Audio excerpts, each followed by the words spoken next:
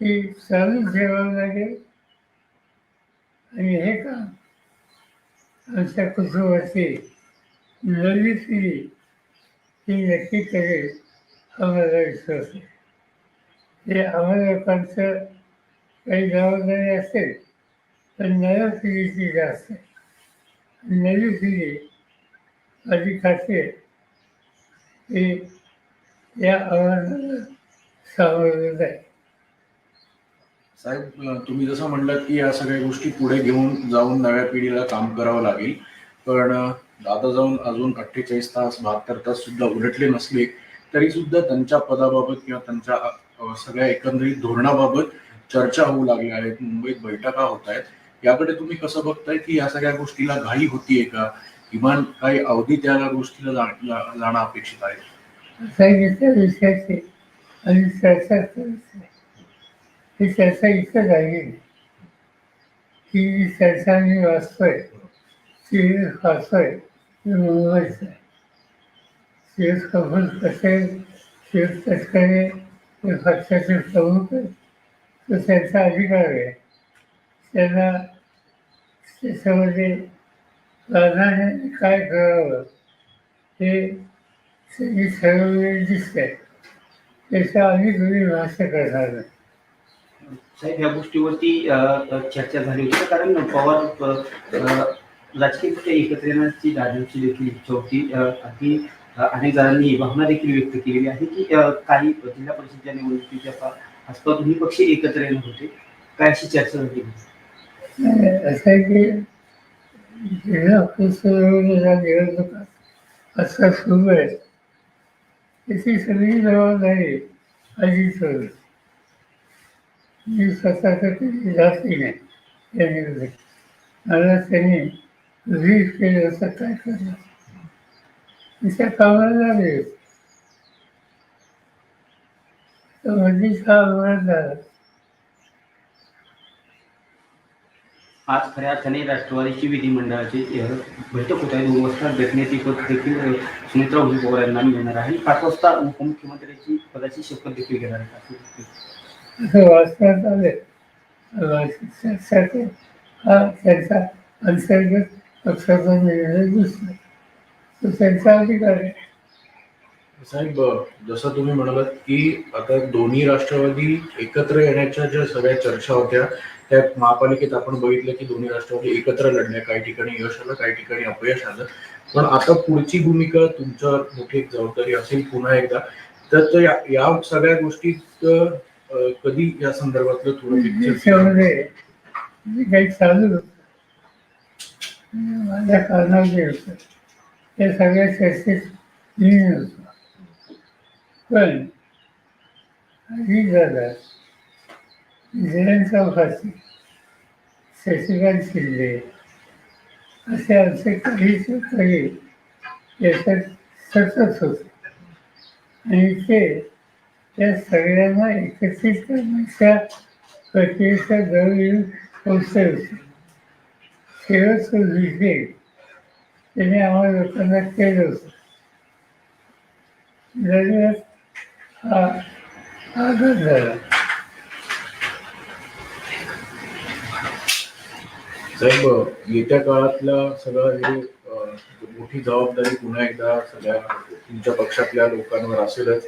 त्यामुळे आगामी पक्षाची वाटचाल आणि त्यासोबतच पुन्हा एकदा एकत्रीकरणावरचे मुद्दे या सगळ्या गोष्टीकडे तुम्ही कसं बघणार आहात? आणि तुम्ही जसं काल स्वतः नदीची पाहणी करायला गेला होता की तुम्हालाही ते आता जाणवतंय की कुठेतरी मोठं परत स्वतःहून थांबायला लागेल, स्वतःवर जायला लागेल. त्यामुळे सगळी पुढची वाटचाल आणि पुढची भूमिका या संदर्भात वेळ जरी लागला तरी पण कशी जाईल त्याबाबत आमची जी नवी पिढी आहे तिला प्रोत्साहित करणं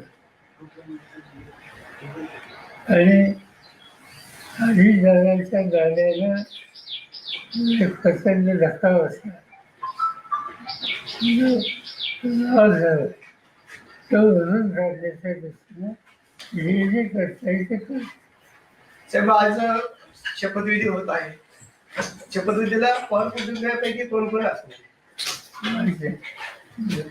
पुढच्या वर्षांपासून बाकी आम्हाला जायचं. साहेब आपण उपस्थित राहणार अशी बातमी आहे का? ते कसं माहितीच काय आपण जाणार आहे? नाही काही माहितीच नाही आणि आहे का हे माहिती. साहेब खरं तर या संदर्भात कुठली चर्चा झाली तर अजितदादांच्या जाण्यामुळे अनेक गोष्टी ज्या आहेत त्या वेगळ्या झाल्या असं दिसतं.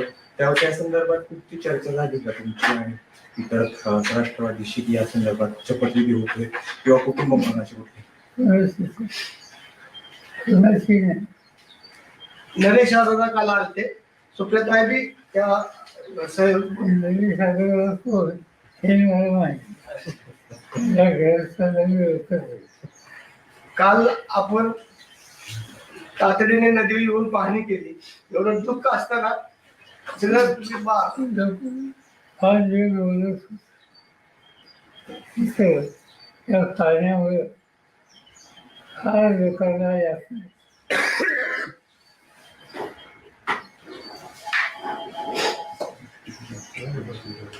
सर हिंदी में एक बार हिंदी में बता दीजिए सर। आज सुनेत्रा पवार शपथ लेने वाली है, क्या आपको इस बात की जानकारी है? नहीं तय किया होगा तो उनसे पार्टी ने तय किया होगा और जो अखबार में आया है इससे लगता है कि पार्टी ने कुछ तय किया है क्योंकि कुछ लोगों का नाम आया है जैसे प्रफुल्ल पटेल जैसे जो उन्होंने इनिशिएटिव लिया है चलिए इनसे पार्टी ने इंटरनल कुछ न कुछ तय किया होगा। कल नरेश अरोड़ा की मीटिंग हुई थी सुनेत्रा पवार के घर। जानते नहीं आप जो नाम लेते हैं मैं उनको जानता हूं। साहेब अनेक नेत्यांचं मत असं आहे की दोन्ही राष्ट्रवादीत एक हवं आणि दोन्ही राष्ट्रवादी एकत्र आले तर हा गाडा पुढे जाईल.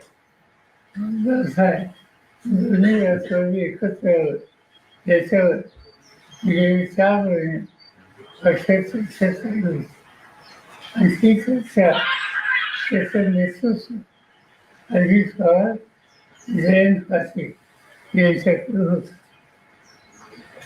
सगळं डिस्कशन या लोकांनी केलं. दुर्दैवानं त्या अपघातामुळे याला खंड पडेल असं चित्र दिसतं. काल साहेब खऱ्या अर्थाने तटकरे साहेब असतील किंवा भुजबळ साहेब असतील यांनी जी मुंबईमध्ये चर्चा केली याची कल्पना कुणाला देण्यात आली होती का? कारण मला माहिती मी वाचलं सकाळी. सर आपके परिवार की आपकी बहू महाराष्ट्र की पहली महिला उप मुख्यमंत्री बनेगी। हालांकि अवसर बहुत शुभ नहीं है पर आप ही की परिवार एक तरीके से ये माइलस्टोन सेट कर रहा है। As a member of the family what do you think about it? असंच आहे की जो गया उसको ऑफिसला नहीं मिलेगा। आज ऐसी स्थिति में कैसे सामना करना इसको ध्यान देना पड़ेगा और इसीलिए कोई ना कोई तैयार होकर आगे आने के लिए जिम्मेदारी लेने के लिए तैयार हो तो इससे हम लोगों को कॉन्फिडेंस मिल सकता है. साहेब जिल्हा परिषदेच्या निवडणुका झाल्यानंतर या दिल्लीमध्ये आणि राज्यामध्ये वेगळं चित्र दिसत. अशी चर्चा आहे की दिल्लीमध्ये सुप्रियाताईंना स्थान दिलं जाईल केंद्रामध्ये मोठ्या पदावर आणि राज्यामध्ये रोहित पवारला मंत्रिपदावर घेतलं जाईल. अशी चर्चा नहीं. सर आपने बताया कि आपको कॉन्फिडेंस में नहीं लिया गया था एनसीपी के नेता कॉन्फिडेंस में सुनेत्रा पवार का नाम आगे ढकेलने से हमारा कॉन्फिडेंस में फांसी की उनकी जिम्मेदारी हमारे अलग है. पर क्या आपके परिवार के हैं, आपका परिवार इसमें काफी क्लोजली इन्वॉल्व है? परिवार की समस्या हो तो साथ देने के लिए है अगर बाकी परिवार के सुने. पर क्या आपको कोई ऐतराज है सुनेत्रा पवार जी का नाम आगे ढकला गया? साहेब मंत्रिमंडळाचा आज शपथविधी होतोय. घाईघाईत शपथविधी केला जातोय. आपलं काय मार्गदर्शन? माहीत आहे त्या पक्षाने जे काही ठरवलं त्याची पद्धती आपल्याला दिसते. साहेब तुम्ही असं जसं म्हणताय अचानक पद्धतीनं सुनेत्रा पवारांचं नाव पुढे येतं. खरं तर हा अपघात अचानक झाला आणि अचानक पद्धतीनं सुनेत्रा पवारांचं नाव उपमुख्यमंत्री पदासाठी पुढे येतं. नेमकी काय कारण तुम्हाला अशी वाटतात की ही कारण असू शकतात? आणि पक्षाची जबाबदारी करणार असते ते गेले कुणीतरी यायला पाहिजे आणि त्याच्यातून पक्षाने निर्णय घेतलेले असते. नाही सर, सगळं मान्य आहे, पण किमान दुखवटा तरी पूर्ण झाला पाहिजे. नाही एवढी घाई कशासाठी? कोण करताय सगळं? मी नाही.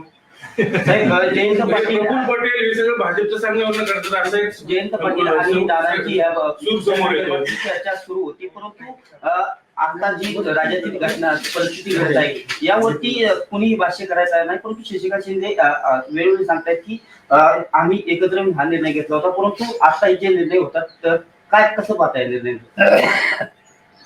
मला एवढं माहिती आहे की आमच्या पक्षात आणि अजितदादांच्या पक्षाने एकत्र काम करण्याची प्रक्रिया सुरू करावी त्याच्यात एक होत होता.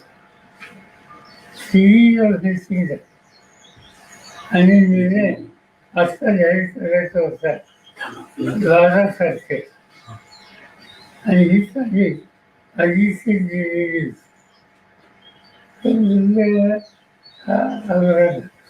पण पार्थ पवारांनी हे सगळं घडून आलं असं बोललं जातंय.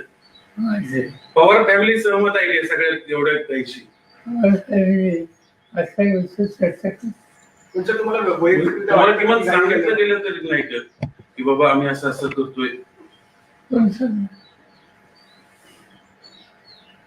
साहेब एक मतप्रवाह असा आहे की 10 दिवस जरी या घटनेला अजून होत नाही, तुम्ही जसं म्हणताय की कोणाला तरी पुढे येणं स्वाभाविक आहे, पुढे येतील पण ह्या सगळा कालावधी थोडा जर उलटला असता, कारण की ही कार्यकर्त्यांची भूमिका आहे, तुम्ही देखील कार्यकर्त्यांसोबत नेहमी राहिलेला आहात. फक्त हा कालावधी जो आहे हा थोडा जर पुढे गेला असता तर याच्यातनं एक अजून एक पॉझिटिव्हिटी असेल किंवा एक पुन्हा एकदा पक्षाचं नेहमीप्रमाणेच एक भूमिका असेल ती वेगळी राहिली असती असं वाटत नाही. आणि मी तुला स्वच्छ सांगितलं की आमच्या पक्षामध्ये दोन्ही पक्षामध्ये सुसंवाद राहावा यासाठी काँग्रेससाठी चर्चा सुरू होती आणि ती चर्चा पॉझिटिव्ह डिरेक्शनली होती. अनफॉर्च्युनेटली या इन्सिडेंटवर त्याला धक्का बसला. सगळं process आणखी प्रोसेस अशाच पद्धतीने सुरू राहील असं तुम्हाला आता सध्या परिस्थितीला वाटतं? माहिती कधी त्याच्यात नाही. साहेब मुद्दा असा आहे, हे प्रश्नच तो आहे की तुम्हाला सगळ्या प्रोसेस मधनं बाजूला ठेवले गेले जाणीवपूर्वक तुमच्या पक्षावर आधी दादांकडे गेल्याने आता सगळं भाजप चालवणार अशी चर्चा आहे, त्यासाठी सगळं केलं घडून आणले गेले. चर्चा तुमच्या मनात आमच्या मग आता हे कशासाठी एवढी घाई कशासाठी? मला काय विचार पवार साहब, सुनेत्रा नाही तुम्ही सहमत आहात त्या सगळ्या गोष्टींशी? नाही, काही चर्चा नाही, प्रस्तावच नाही. मग आता दोन्ही राष्ट्रवादी दादांची इच्छा होती, दादांची इच्छा होती ती खुली हवी ही आमची इच्छा आहे. पण आता त्यांची दिसत नाही हे सगळं झालंय त्याच्यावरून असं दिसत. असं काही सांगता येत एकदम सांगतो.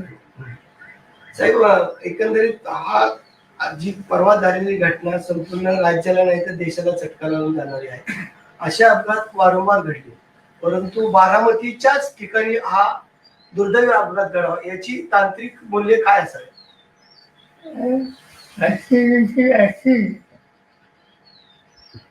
टेक्निकल सिच्युएशन क्या हो सकती?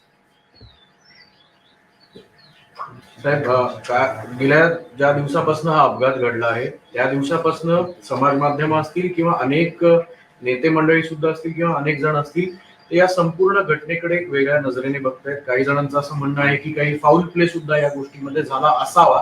तुम्ही पहिल्याच दिवशी क्लिअर केलं होतं की हा निव्वळ अपघात आहे, पण जर तांत्रिक मूल्यांबाबत हा जरी अपघात असला तरी या चर्चा घडवणं किंवा या सगळ्या गोष्टी थांबवणं अपेक्षित कसं बघताय? सिव्हिलायझेशन डिपार्टमेंट जे आहे ते खोल्यात जातात. त्यांनी काल CAE संशोधी जाहीर केली. बघूया कसं काय. दादांची आठवणी तुम्हाला कशा जागी करतात? दादांचं आपलं बोट धरून दादा पुढे आले, धावत गेले. मला तर फार वेळ सर दादांची इच्छा होती दोन्ही पक्ष एकत्र यावेत, पण आता दादाच नाहीये. मग तिकडनं ही सगळी मंडळी कोण आता कोणाशी चर्चा करणार? ते ठरवते ना. हा निर्णय ही जी प्रक्रिया त्याच्यात आम्ही मी सांगितलं. अजित पवार होते, हो जयंत पाटील होते. जयंत पाटील हे जाऊन विचारतात तुला काय करायचं. तर दोन्ही राष्ट्रवादी एकत्र येऊ नये याच्यासाठी पण प्रयत्न. त्यासाठी हे सगळं घडवलं गेलं असं एक बोललं जातंय. तुमचं काय असं? बोलणं नसतंय ते आमच्या कारणावर. जी मंडळी दोन्ही पक्ष एकत्र आल्यामुळे त्यांचं महत्व कमी होणार होतं, त्यांनी हे सगळं घडून आणलंय असं वाटतं. अशी माहिती असते मला त्या साहेब असं पण अनेक म्हणजे तुम्ही सहमत आहात या सगळ्या गोष्टींशी? साहेबांचा अंदाज असा होता का आता आपण दादांच्या मिटिंग आहे. नाही शेवटचा शेवटचं. साहेब भाजप दादा एकत्र आल्यानंतर आपण भाजप सोबत चालणार होता का? दादा जर दोन्ही राष्ट्रवादी एकत्र येणार होत्या आणि सत्तेमध्ये राहायचं असेल तर आपण भाजप बरोबर जाणार होता का? भाजपचा काही सवाल दादा ऑलरेडी भाजपमध्ये आहे, त्याचे सत्तेमध्ये आहे. आमची जी चर्चा झालेली त्याच्यात असा कुठला पक्ष त्याचं नाव नसतं.